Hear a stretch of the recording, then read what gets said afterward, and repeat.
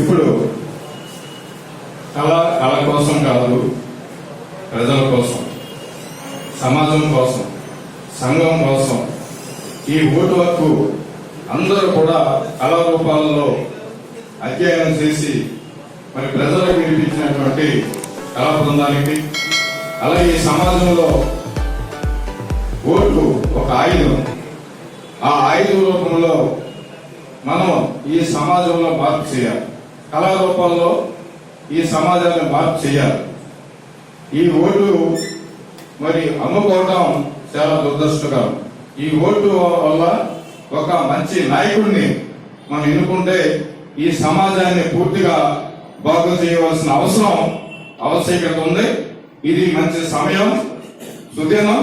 అందరూ కూడా మన రాజ్యాంగ విలువలను కాపాడుకుంటూ, ఓటు విలువలు కాపాడుకుంటూ, మరి పెద్ద పెద్ద స్వతంత్ర సమరయోధులు మరి మనకి ఈ రాజ్యాంగాన్ని ఇచ్చిన రాజ్యాంగ సూత్రాలు మనం అమలు జరుపుకుంటూ ఓటుని ద్వారా మంచి నాయకుడిని సమాజంలో నిలబెట్టుకోవాలని కోరుకుంటూ నాకు ఈ అవకాశం ఇచ్చిన మీ అందరికీ అభినందన.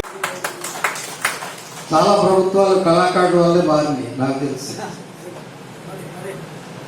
కాబట్టి అటువంటి ప్రయత్నాన్ని మీరు చేస్తా ఉన్నందుకు ముందుగా మీకు కళా బృందానికి కూడా హృదయపూర్వక నమస్కారాలు తెలియజేస్తున్నాను. కాకపోతే ఇందాక మీరు చెప్పిన దాంట్లో 10 మందే ఉన్నా